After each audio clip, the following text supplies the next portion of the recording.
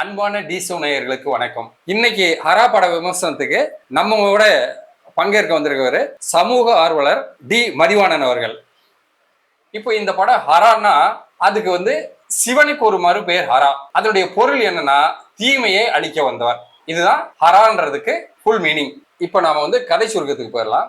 ஒரு நடுத்தர குடும்பம், தலைவன் மோகன், அவர் மனைவி, அவருடைய ஒரே செல்ல மகள் கோயம்புத்தூர்ல ஒரு ஸ்கூல்ல படிச்சுட்டு இருக்காங்க. அவர் ஊட்டியில இருந்து அவரும் அவர் மனைவியும் தன்னுடைய பாச மகளை பாக்குறதுக்காக கிளம்பி வர்றாங்க. வர்ற வழியில ஒரு தீவிரவாத கும்பலால் ஒரு வெடிகுண்டு விபத்து நடத்தப்படுது. அங்க இருக்கவங்களுக்கு உதவி பண்றதுக்கு போறாங்க. அப்போ ஒருத்தருடைய வேண்டுகோளுக்கு இணங்க அவருக்கு சத்தியம் பண்ணி கொடுத்துட்டு அவங்க 2 பேரும் கிளம்பும்போது போலீஸ் அவங்கள பாத்துருது. அப்போ அவங்க தான் அந்த அந்த வெடி விபத்துக்கு காரணமானவங்கன்னு போலீஸ் அவங்கள தேடிட்டு வர்றாங்க. அந்த வெடி விபத்துல அவரை பிடிக்க முடியாம போனதுக்காக அந்த இன்ஸ்பெக்டருக்கு பதவி போயிருது. மோகனையும் பிடிச்சிடுறாங்க. பிடிச்சிட்டு அவர் ஒரு 3 மாசம் ஜெயில போடுறாங்க. இதுக்கு இடையில இவர் கோயம்புத்தூர் மகளை பார்க்க நினைக்கும் போது அவருடைய மகள் தற்கொலை செஞ்சுக்கிறாங்க. தற்கொலை செஞ்சுக்கிறதுக்கு என்ன காரணம் தெரியாம குழம்பி இருக்கிற சமயத்துல அவங்க மனைவி சொல்றாங்க, இதுக்கு நம்ம பெண் ஏன் தற்கொலை பண்ணிட்டா அதை கண்டுபிடிக்கணும்னு சொல்லும் போது அதை கண்டுபிடிக்கிறதுக்காக ஒரு முயற்சி எடுக்கிறாரு. அப்போ அதுல ஒரு பல திடுக்கிடும் சம்பவங்கள்லாம் அதுல நடந்திருக்குது. அது என்ன, அந்த திடுக்கிடும் சம்பவங்கள் நடத்தியது யார், அந்த பெண் நிலைமை என்னங்கிறது தான் இந்த படத்தோட கதை. சார், இந்த படத்தோட கலைஞரை பத்தி பார்ப்போம் சார். இந்த படத்துல கதாநாயகனாக மோகன் நடிச்சிருக்கிறார். இவர் உங்களை பத்தி எல்லாருக்கும் மக்களுக்கு தெரியும். 90ல மிகப்பெரிய நடிகராக வலம் வந்தவர். அவருக்கு ஜோடியாக அனுமோனாலும் நடிச்சிருக்காங்க. அவருக்கு மகளாக அனித்ரா நாயர் நடிச்சிருக்காங்க. அதுக்கப்புறம் பாத்தீங்கன்னா மொட்டை ராஜேந்திரன், சாருஹாசன், சிங்கம்புலி, மைன் கோபி, வனிதா விஜயகுமார், வில்லனாக சுரேஷ் சந்திர மேனன் நடிச்சிருக்காரு. தீபா, அரசியல்வாதி, பிரபல அரசியல்வாதி பல கருப்பையா போன்றவர்கள் சிறந்த அவரோட நடிப்புகள் எல்லாமே மிக சிறப்பாக அமைஞ்சிருக்கு சார் இந்த படத்துல. இன்னொரு முக்கியமான காலம் சென்ற மனோபாலா அதுல கொஞ்சம் ஆமா சார், அந்த பார்க்கும்போது அவருடைய நினைவுகள் ரொம்ப நமக்கு அதிகமா வந்தது அந்த படத்துல. நமக்கு இந்த படத்தோட தொழில்நுட்ப கலைஞர்களை பற்றி பார்க்கலாம். JM புரொடக்ஷன்ஸ் அவங்க தான் தயாரிச்சிருக்காங்க.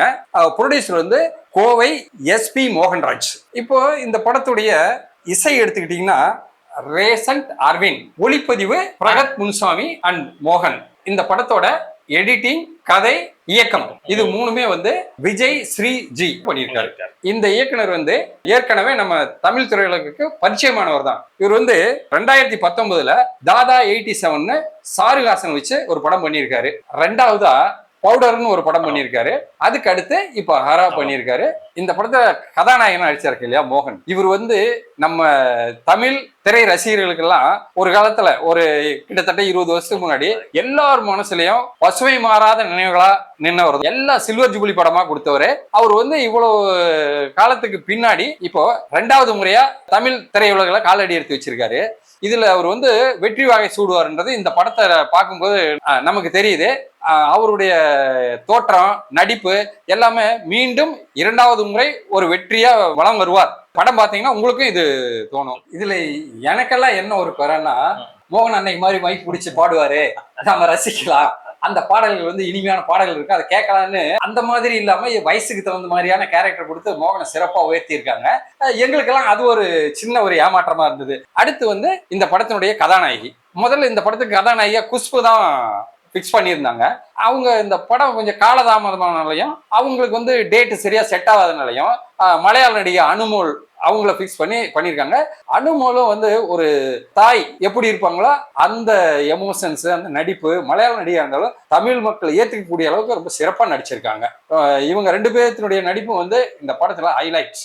அதாவது இந்த கதைக்கு பாத்தீங்கன்னா உயிரோட்டமா இருக்கிறது 2 கேரக்டர்கள் இருக்கு. ஒண்ணு சாரஹாசன் இருக்கிறாரு. அவருக்கு பாத்திரத்துடைய பேரு வேலு. ஆனா வேலு நாயக்கருடைய ரிசம்பிளன்ஸ் எல்லாம் அந்த படத்துல தெரியுது. அதுக்கப்புறம் பாத்தீங்கன்னா சிங்கம்புலி சார், அவர் அந்த படத்துல பல காட்சிகள் அவர் அந்த படத்துக்கு உயிரோட்டத்தை அவர் தான் தந்திருக்கிறார். இடைவேளைக்கு பிறகு பாத்தீங்கன்னா அந்த கதைக்கு திருப்பி உயிரோட்டம் கொடுக்கறது பாத்தீங்கன்னா கதாநாயகனுடைய மகளுடைய காதலனும் அந்த போலி மருந்து தயாரிப்பு கும்பல தொடர்புடைய ஒரு இளைஞனும், அது கதாநாயகி மகளுடைய பள்ளியில் பணிப்பெண்ணும் தான் இந்த கதைக்கு இடைவேளைக்கு பிறகு கதையோட நகர்வுகளுக்கு இவங்களுக்கு முக்கியமா இருக்கிறாங்க. சிறப்பான எதிர்காலம் உண்டு.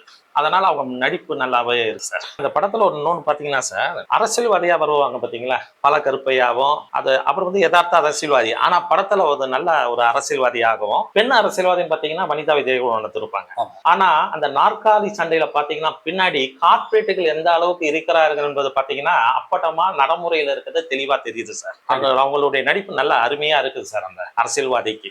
சார் அதோட அந்த கோர்ட் சீனு இதுல காமெடின்றது அதுதான் ரொம்ப எல்லாரையும் வாய் விட்டு சிரிக்க வைக்கிறாங்க. சின்ன திரை புகழ் தீபா, அப்புறம் சிங்கம்புலி, யோகி பாபு, இவங்க 3 பேர். யோகி பாபு கோர்ட்ல வாதாடுவார் பாருங்க, உண்மையிலேயே இப்படிப்பட்ட வக்கீல்களும் இருக்காங்கன்றதுக்கு அவர் ஒரு எடுத்துக்காட்டாது ரொம்ப நல்லா பண்ணியிருப்பாரு.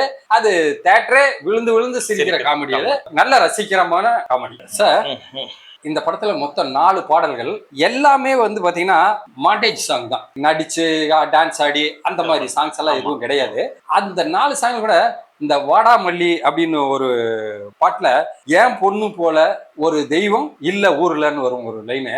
ஒரு தந்தை தான் பெண் மேல எவ்வளவு பாசம் வச்சிருப்பாருங்கிறத அந்த வரிகள் வந்து நமக்கு சொல்லுது. அதை கேட்கும்போது ஒவ்வொருத்தருடைய மனசுலயும் வந்து தன்னுடைய பெண் மேல எவ்வளவு பாசம் இருக்குன்றத வந்து அளவே போட முடியாதுன்றத அந்த பாட்டு மூலியமா நமக்கு தெரியப்படுது. அந்த பாட்டு ரொம்ப கேட்கறதுக்கு இனிமையா இருக்கு. மற்ற பாடல்கள் நல்லா இருக்கு. அதே மாதிரி பின்னணி இசை, இந்த கதைக்கு தகுந்த மாதிரியான பின்னணி இசை, அந்த இசைக்கலைஞரும் வந்து அவருடைய முழு முயற்சி எஃபர்ட் அதுல போட்டிருக்காரு. ரொம்ப நல்லா இருக்கு. இந்த படம் மொத்தத்துல கடைசி வரைக்கும் ரொம்ப விறுவிறுப்பா போயிட்டு இருக்கு. அதாவது நாம இந்த படத்தை பார்த்துட்டு இருக்கும்போது அடுத்து என்ன வரும் அடுத்து என்ன வரும்ன்ற மாதிரி சீட்டு நுனிக்கு வந்து உட்கார்ந்து பாக்குற மாதிரி நமக்கு சொல்ற அந்த கருத்து என்னன்னா, தப்பு எங்க நடந்தாலும் தட்டி கேட்கணும். அதை தட்டி கேட்காத போது அந்த தப்பு மேலும் மேலும் வளர்ந்துகிட்டே வந்து அதுதான் ஒரு பெரிய பிரச்சனையாவே உருவாகுதுங்கிறத ரொம்ப எளிமையாவும் சாதாரணமான வசனங்களை வச்சு மக்களுக்கு உணர்த்திருப்பாரு. இது எளிமையா மக்களுடைய மனசுல போய் சேரக்கூடிய ஒரு இது சார். இந்த படத்துல பாத்தீங்கன்னா நிறைய சிறப்புகள் இருந்தாலும் கூட சின்ன சின்ன இடங்கள்ல வந்து பாத்தீங்கன்னா சில குறைகள் இருக்கிறத நம்ம பார்க்க முடியுது. அதை வந்து இயக்குனர் வந்து கூடுதல் கவனம் செலுத்தி இருந்தா அந்த சிறப்பு அந்த படம் இன்னும் சிறப்பாக இருந்திருக்கும் சார். இந்த உங்கள் அனுபவத்துல இந்த திரைப்படத்தோட மதிப்பீடை நீங்க சொல்லுங்களேன் சார். என்னுடைய அனுபவத்துல இந்த படத்தை பார்த்து நான் ரொம்ப ரசிச்சேன். அடுத்து என்னன்ற விறுவிறுப்பான காட்சிகள் போயிட்டு இருந்தாலும் சின்ன சின்ன குறைபாடுகள் இருந்தது. அதெல்லாம் வந்து இவ்வளவு பெரிய வேலை செய்யும்போது சின்ன சின்ன குறைபாடுகள் இருக்குதான் செய்யும். அதனால நம்ம டிசோ ரேட்டிங் பிரகாரம் இந்த படத்துக்கு நம்ம 100க்கு 60 மார்க் கண்டிப்பா கொடுக்கலாம். இது 100க்கு 60 சரிதானாங்கிறத ஒவ்வொரு ரசிகர்களும் இதை பார்த்தாங்கன்னா அந்த உண்மை புரியும். டிசோ நேயர்களே, இந்த படத்தோட விமர்சனத்தை நீங்க கேட்டிருப்பீங்க. இது உங்களுக்கு எல்லாம் பிடிச்சிருக்குன்னு நாங்க நம்புறோம். இந்த படத்தை போய் தியேட்டர்ல பாருங்க. பார்த்துட்டு அந்த படத்துல உங்களுக்கு என்ன பிடிக்குதுன்றதையும் உங்களுக்கு என்ன பிடிக்கலங்கிறதையும் எங்களுக்கு கமெண்ட் பண்ணுங்க. நம்ம டிசோ சேனலை லைக் பண்ணுங்க, ஷேர் பண்ணுங்க, சப்ஸ்கிரைப் பண்ணுங்க. கண்டிப்பா பெல் பட்டனை கிளிக் பண்ணுங்க. நன்றி, வணக்கம்.